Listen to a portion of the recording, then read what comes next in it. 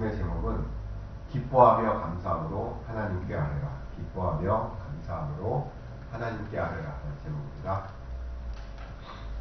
오늘 본문은 사도 바울이 빌립보 교회와 빌립보 성도들에게 향해서 한 편지고 말씀입니다.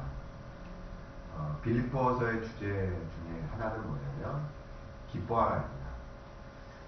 사실은 우리가 아는 것처럼 옥중서신인데 감옥에 있음에도 불구하고 기뻐하라고 계속 얘기합니다.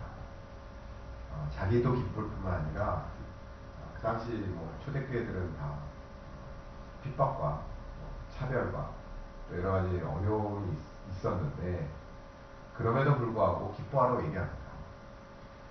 빌립보서를 보면 그 기뻐하라, 기쁨으로 라는 단어가 상당히 많이 나옵니다. 1장 4절, 18절, 25절, 2장에도 4절, 18절, 28절, 4장 1절, 4절, 10절, 18절 계속해서 기뻐하라고 얘기합니다. 자기가 기쁘기도 하고 기쁨의 소식을 듣기도 하고 어쨌든 기뻐하라는 얘기가 상당히 많아요. 이 짧은 몇 장 되지도 않는 이 빌립보서 내용 가운데 기쁨에 대한 얘기가 상당히 많이 나옵니다. 좀 상식적으로 좀 이해가 되지 않죠. 자기가 감옥에도 갇히고 고생도 많이 하고 지금 상황 자체가 어려웠다면 현실적으로 초대교회도 마찬가지고 그럼에도 불구하고 우리 믿는 사람들은 기뻐야 된다는 거죠. 그 얘기는 우리도 마찬가지죠. 이 세상 살아갈 때 현실적으로 되게 어렵습니다. 내 마음대로 되는 게 없고 또 내가 원하는 대로 되는 것 같지도 않고 주변에 나를 돕는 내가 이렇게 도움을 받는 것보다 내가 하는 일이 방해가 되고 어렵고 풀리지 않는 숙제도 있고 넘어야 될 산들이 참 많은 것들을 경험하게 돼요.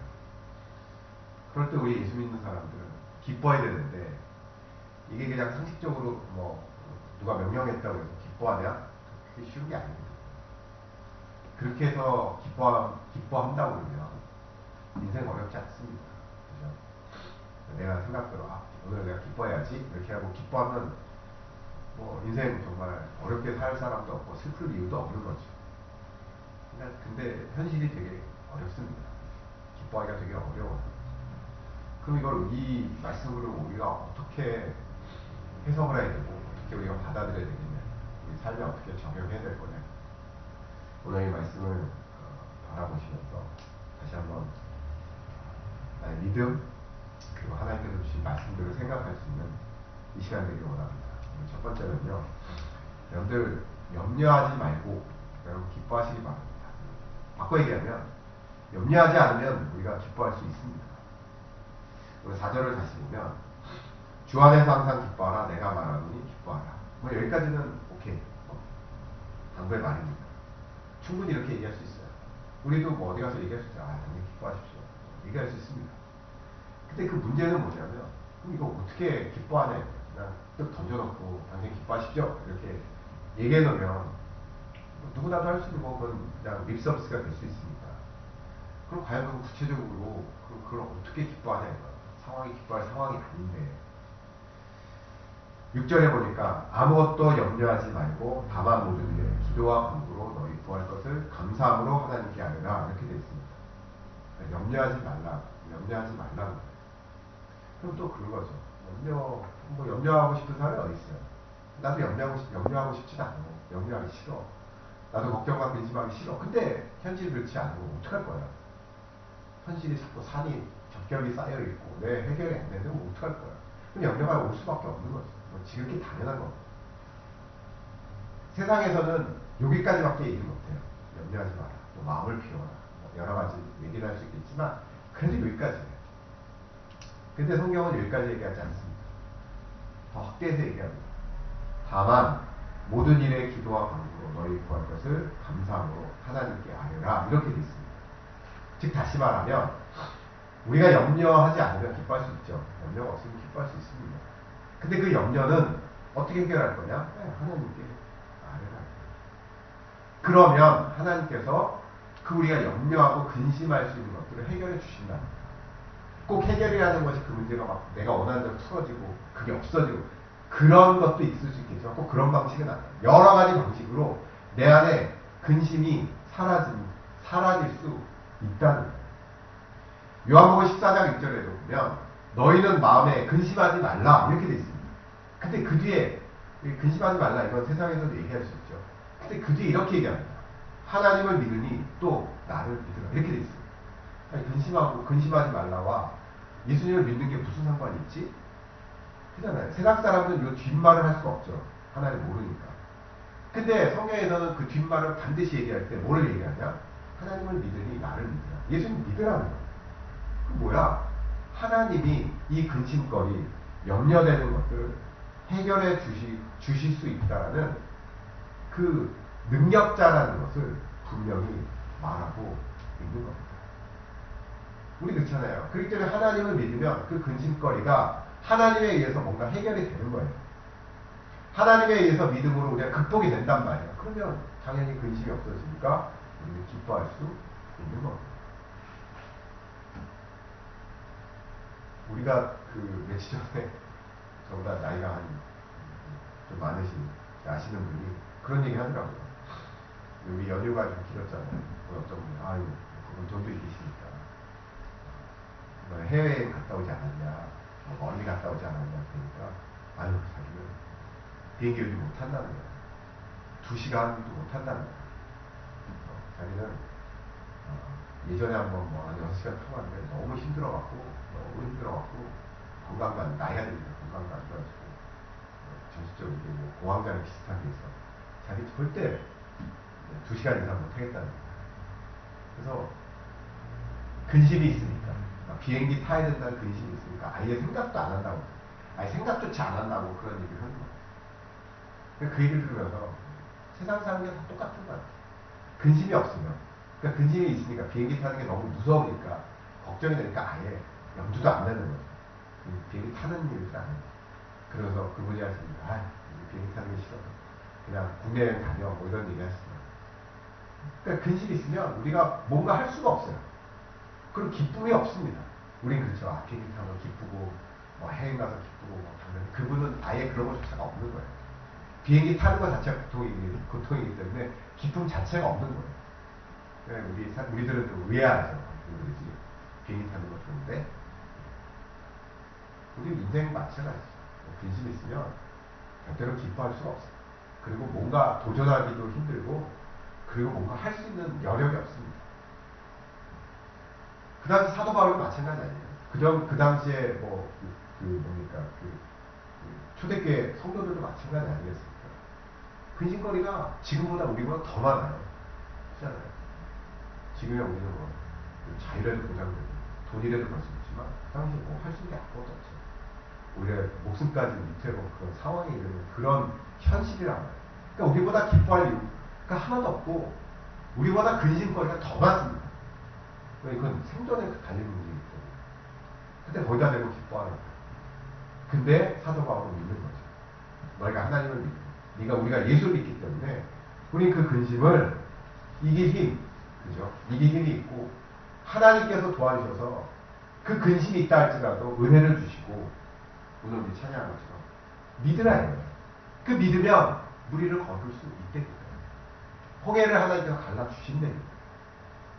그렇기 때문에 그 근심하지 말고 그런 은혜들을 미리 바라보면서 기뻐하라. 기뻐할 수 있다는 거예요. 우리는 뭐 기뻐하라지만 명령이지만 왜냐하면 그 당위성을 우리에게 이미 주신 겁니다. 이렇기 때문에 이런 어떤 믿음이 있기 때문에 하나님의 약속이 있기 때문에 넌 당연히 기뻐할 수밖에 없는 거예요. 근데 많은 사람들이 기뻐하지 않습니다. 왜? 자기 근심을 너무 붙들고 있기 때문에 하나님을 의지하는 것보다 내 근심을 더 크게 보기 때문에 내가 하나님께 아뢰고 내가 하나님 앞에 하나님에 대한 믿음을 바라보는 게 아니라 그 근심을 바라보기 때문에 우리 기뻐할 수가 없는 겁니다. 그래서 많은 사람들이 항상 기뻐하라는 이 말에 주저주저 하는 거예요. 그리고 다른 사람, 내가 예수 믿으면서도 다른 사람에게 기뻐하라라고 얘기하지 못합니다. 왜? 내가 기뻐하지 않으니까. 그 얘기 바꿔 얘기하면 믿음이 충만하지 않다는 얘기예요. 이게 기독교의 신비입니다. 기독교의 여러 가지 정말 세상 사람들이 알 수 없는 여러 가지 신비들 가운데, 비밀들 가운데 한 가지가 이거예요. 세상 사람들 근심이 많으면 절대 기뻐할 수 없습니다. 왜냐면 주변에 보세요. 여러분 근심 많은 사람 잘못 건드리면 폭발합니다. 그렇잖아요. 뭐 잘못 건드리면 완전 된통당합니다. 별거 아주 평범한 얘기인데도 말 잘못 걸었다가 어마어마하게 그냥 맞잖아요. 여러분 주변에도 저 자신도 그럴 때가 있는 거죠. 저도 스트레스가 있고 걱정거리가 많으면 조그만 말에도 신경을 더 내고 더 화내고 그런 경우가 있습니다. 왜냐면 인간이기 때문에. 하지만 예수 믿는 사람은 다른 거죠. 그리고 이거는 아무리 설명해봐야 믿음이 없으면 못 받아들이는 겁니다. 왜? 경험해본 적이 없기 때문에. 하지만 믿음 있는 사람들은 이걸 경험할 수 있는 겁니다. 그렇기 때문에 기독교의 비밀스러운 우리들만이 아는 어떤 신비로운 일들이에요. 그런 신비로운 일들을 여러분들 경험하며 사시기를 간절히 소망합니다. 저는 예수 믿으면서요. 그게 목사, 선교사 그걸 다 떠나서 예수 믿는 사람들은 성경에서 말하는 세상 사람들이 알 수 없고 성경에서 말하는 기독교의 많은 정말 신비로운 일들 있잖아요. 신비로운 현상들 또는 신비로운 어떤 믿음들 저는 그걸 다 경험하며 살아야 된다고 생각해요. 꼭 이것만이 아니라 기뻐하라, 고난 중에 기뻐하라 이것뿐만이 아니라 더 많은 일들을 더 많은 세상 사람들이 알 수 없는 그것들을 다 경험해야 된다고 생각해요. 그래 우리들의 그게 기쁨 아닙니까? 그렇잖아요. 우리가 살아가는 어떤 목적이 되고 힘이 되고 능력이 되는 겁니다. 그 가운데 하나가 뭐냐? 고난 중에도 또 여러 가지 어려운 환경 속에서도 기뻐할 수 있다는 거예요.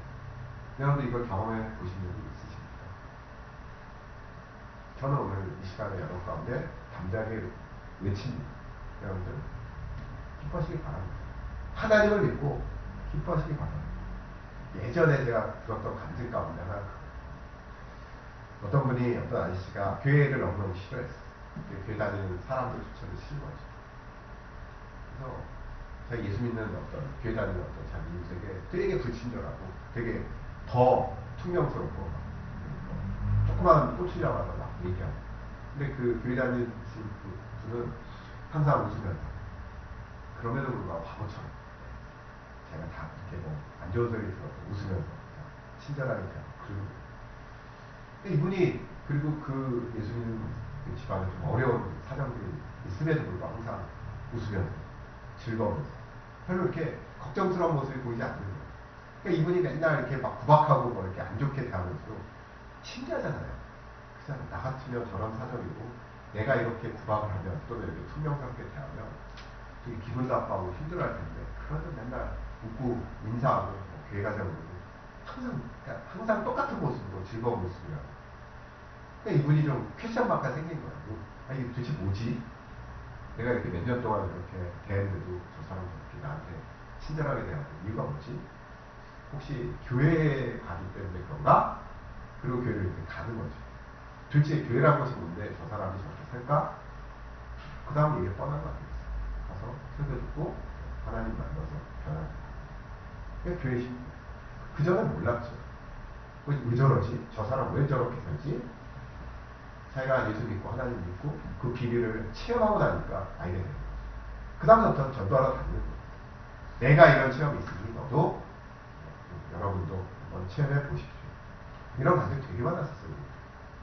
요새는 조금 있기야 있겠지만 예전 같지 않은 것 같아요. 종교 얘기하면 많이 시도를 하니까. 어쨌든 간에 그럼에도 불구하고 그런 상황임에도 불구하고 하나님의 이런 놀라운 일들은 그때나 지금이나 동일하게 역사되어지는 거죠. 왜? 하나님의 말씀은 변함이 없고 하나님의 또 놀라운 은혜는 동일하기 때문에. 시편 89편 16절에도 그들은 그들은 종일 주의 이름 때문에 기뻐하며 주의 공의로 말미암아 높아지오니 이렇게 되어 있습니다. 그들은 항상 기뻐해요. 왜 기뻐해요? 주님의 이름 때문에. 세상에 물질이 많고 세상에 내 소원이 다 들어져서 기뻐하는 게 아니라 주님의 이름이 있으면 설령 그런 것이 없다 할지라도 즐거운 것들이 없다 할지라도 주님의 이름 때문에 기뻐할 수 있는 거예요. 왜? 이름이니까. 그게 기독교의 신비입니다. 그럴 때 여러분들 이 기독교의 신비들을 많이 누리시고 전할 수 있는 여러분들이 되시기 바랍니다. 두 번째로는요. 그러기 위해서는 여러분들 많이 하나님께 아뢰시기 바랍니다. 이건 시시때때로 여러분 하나님께 아뢰시기 바랍니다. 6절에 그렇게 써있잖아요. 너희 구할 것을 감사함으로 하나님께 아뢰라. 이렇게 돼 있어요. 근데 아무것도 염려하지 말고 다만 모든 일에 이렇게 돼 있어요. 모든 일이라는 게 뭐겠습니까? 네. 우리 살아가는 모든 걸 얘기하는 거예요. 그냥 어떤 특정하게 기도 시간, 예배 드릴 때, 아니면 내가 정말 괴로운 문제들, 내가 아주 중요한 인생의 문제들, 그때만 하나님께 고백하고 아뢰는 게 아니라 모든 일에, 네. 밥 먹을 때, 쉴 때, 어떤 생각을 할 때, 누구 만날 때, 그 모든 일에 정말 옆에 계신 정말 내 그림자처럼 하나님께 얘기하라는 거예요. 거창하게 무슨 천지를 창조하시고 하나님 역사하시는 하나님 성령의 능력 그렇게 하지 말고 그냥 모든 일에 정말 친구처럼 그냥 간단하게라도 얘기하라는 거예요. 이렇게 하는 사람이 대표적인 사람이 다윗입니다. 다윗이 시편에서 많이 나와요. 근데 물론 이제 아주 자기 목숨이 달려있거나 국가적인 문제 이런 것도 기도하지만 시시콜콜하면 자기의 생각들 얘기합니다. 자기 어떤 죄과라든가 자기의 어떤 감정들 이런 것들 다 얘기합니다. 저는 이런 모습들이 우리 가운데 저는 필요하다고 봐요. 왜냐? 이건 앞에 이 기독교의 신비하고 이렇게 연관되는 건데 내가 이렇게 얘기할 수 있다는 것, 내가 그러니까 하나님 앞에 시시콜콜한 것까지 다 얘기할 수 있다는 건 하나님의 전지전능을 믿는 겁니다. 그리고 우리가 이제 교리적으로 하나님은 어느 곳에 있습니다라는 것을 우리가 믿는단 말이에요. 그 어느 곳에 있다라는 것을 확 좁히면 내 옆에 항상 계시다라는 걸 믿는 거예요. 우리는 가끔 그런 생각들을 합니다. 어떤 생각을 하냐면 하나님하고 나하고 비교가 안 되는 대상이잖아요.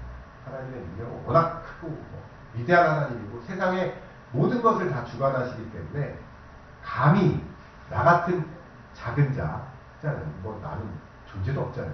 대한민국에서 존재도 없고 아는 사람도 없고 나라는 존재 내가 알고 있는 것도 어쨌든 부족하잖아요. 그렇기 때문에 그 크신 하나님이 내 모든 것, 정말 요만한 것도 그러니까 말로는 내 머리털도 세신바 된다라고 고백은 하지만 실질적으로 나는 내 자아는요 그걸 잘 인식을 잘 못합니다. 너무 비교 대상이 이 비교거리가 안 되기 때문에 그냥 막연하게 하나님은 저기 계시고 그냥 나는 내 인생 살아가는데 중요할 때만 정말 나에게 큰일이 있을 때만 하나님이 관여하는 것처럼 인식하고 살아가요. 저는 그게 가장 큰 문제라고 생각합니다. 교리적으로는 하나님의 모든 걸 알고 계시고 모든 것을 할 수 있으시고 어느 곳에든지 있다라고 믿어요. 또 우리 교리를 그렇게 배웁니다. 근데 어느 곳에 라는 것을 우리는 막연하게 큰 어떤 지구적으로 큰 문제, 좀 높은 사람, 어떤 대단한 큰일, 예를 들면 전쟁이라든가 기근이라든가 이런 것만 생각하는 거예요. 근데 그렇지 않아요. 하나님은 우리가 골방에 있을 때도 우리의 기도를 들어주신다고 그랬어요. 그걸 여러분 믿는다면 그걸 여러분들 실천하시기 바랍니다. 네. 그 눈에 잘 안 보이죠. 사실은 내가 얘기한다고 해서 제가 느낍니까? 하나님이 내게 들었어. 옆에 있는 친구라고 그러면 반응이 있으니까 금방금방 내가 알겠는데 사실은 반응이 별로 없습니다. 그리고 내가 헛소리하는 것 같아요. 약간 이런 사람 같아요. 나 혼자 중얼중얼거리면 뭐지? 이런 생각도 들 수 있습니다.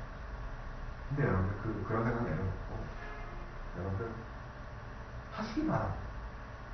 하면 여기 나온 7절에도 그리하면 모든 지각에 뛰어난 하나님의 평강이 그리스도 예수 안에서 내 문제를 해결해 주리라 이렇게 얘기하지 않고 너희 마음과 생각을 지키시라 이랬어요. 저 예전에 이게 무슨 말인지 몰랐어요. 왜 하나님께 얘기를 했는데 왜 해결을 안 해주시지? 왜 너희 마음과 생각을 지켜주시지? 이게 내 생각과 마음을 지키는 게 뭐지? 전 어렸을 때 그런 의문이 있었어요. 아니 우리가 기도했으면 풀어줘야 될 거 아니에요. 그잖아요. 단순하게 생각해서 계속 기도하면 그 문제를 해결해 드려요. 그럼 내가 너의 문제를 해결해 줄게 라고 얘기를 해주는 게 아니라 아니, 내 마음과 생각 지키는 게 뭐가 무슨 의미가 있어? 지금 나는 지금 힘들어 죽겠는데 이 문제가 지금 해결돼야 되는데 저는 그때는 어렸을 때니까 이게 매치가 잘 안 됩니다. 근데 생각해보니까 여러분들 내 마음과 생각은, 우리 마음과 생각은 뭐 일주일에 한 번 작동이 됩니까? 아니면 순간순간마다 작동이 됩니까? 네, 순간순간마다 작동돼요. 우리 생각은 순간순간마다 바뀌고 순간순간마다 어떤 일이라든가 어떤 뭐 내 감정에 대해서 내 생각과 감정과 마음은 자꾸 수시로 바뀌는 거예요. 근데 하나님 만약에 예를 들어서 하나님이 일주일에 한 번만 역사 예배 때만 딱 와서 우리의 생각과 마음을 붙잡아 주신다.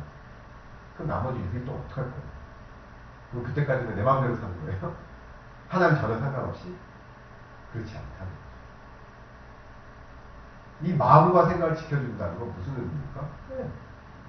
순간순간마다 1초 1초마다 내 생각과 마음을 지켜주는 그 얘기는 뭐냐? 나와 함께 한다는 거예요. 어느 순간도 정말 눈 떼지 않고 나를 지켜주신다. 대단한 거 아니에요? 하나님의 말씀이 대단한 거 아니에요? 사도 바울이 이 말을, 이 단어를 쓴 게 이렇게 얘기한 게 어떤 지식을 통해서 자기가 철학을 잘했기 때문에 똑똑했기 때문에 이렇게 썼겠습니까? 전 절대 그렇게 생각지 않아요. 하나님께서 영감을 주시고 하나님의 마음을 알기 때문에 이렇게 쓰는 겁니다. 우리 같았으면, 우리 같은 사람은 얘기했잖아요. 뭐라 씁니까? 너에게 기도하면 마음을 알면 문제 다 해결해 줄 거야. 전 이렇게 썼을 거야. 내가 썼다고, 인간적으로 썼다고 그러면 그럼 속 시원하잖아. 근데 하나님의 생각은 역시 저보다 뛰어난 거죠. 이렇게 표현하는 겁니다. 또 이렇게 역사될 거라고 얘기했습니다. 너의 마음과 생각은 지켜줄 거야. 얼마나 좋습니까? 그잖아요. 내가 힘들고 어렵고 고통스럽고 뭐 어떻게 될지 모를 때 알으면 생각과 마음 지켜준다니까. 우리는 해결받고 싶죠. 우리는 하나님이 해결해 주길 원하죠. 나는 가만히 있고 계획에 가만히 있고. 근데 하나님은 그렇지 않습니다. 우리 생각과 마음을 지켜서, 즉 믿음을 주셔서 은혜 주셔서 내가 해결하고 내가 하나님의 길을 가게끔 원하십니다. 여러분들 우리 가끔 그런 얘기하잖아. 집을 요즘 못 나갔다고 말들이 너무너무 많은데, 그래서 요즘 뭐 나라에서 빨대, 종이 빨대 모두 쓰지 말고 일회용 쓰지 말고 비닐로 쓰지 말고 장바구니 여러 가지 얘기하는 제도들이 나오잖아요. 환불금도 주고 환경부 부담금도 넣고, 그리고 뭐 석탄, 뭐 석유 쓰지 말자 그래서 뭐 전기차, 뭐 수소차, 그러면 어쨌든 계속 발전하잖아요. 지구 온난화 때문에. 그래서 우리들 얘기하잖아요. 그럼 우리 국가적으로 그렇게 하는데 우리 인간적으로 생활에서 뭘 해야 되지? 뭐 나오잖아요. 뭐 당신들 뭐 장바구니 쓰시고 비닐을 쓰지 마시고, 비닐을 쓰면 또 재활용해서 계속 몇 번씩 쓰시고, 심지어 요즘 옷도 많이 사지 말라고 그래요. 왜? 옷을 만들 때만 공장 돌아가면 무조건 탄소가 배출되고 에너지가 되기 때문에 옷 사는 것조차도 환경 오염이 된다는 거예요. 우리가 생각하기에 내가 돈 주고 옷 사는 게 무슨 환경하고 무슨 상관있어? 그때 그 만드는 과정에서, 옷을 만들어내는 과정에서 환경이 오염이 된다는 거예요. 그래서 우리를 보면 우리가 실천에 쓰는 일들이 되게 많아요.